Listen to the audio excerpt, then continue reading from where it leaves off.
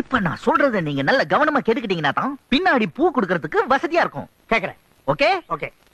இந்த பூவை இப்படி கையில வச்சுக்கிட்டு நல்ல ஸ்மார்ட் ரொமான்டிக்கா ஒரு லுக்.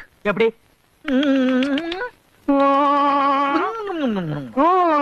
பூவை கையில வச்சுட்டு Hindu I love you.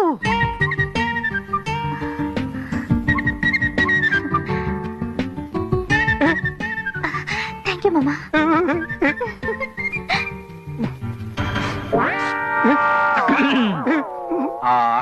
Calling calling, இப்போ பூ வாங்கிட்டு போறாங்களே அது உங்ககிட்ட இருந்தா, ஏன்னா இப்ப நான் தானே காலிங்.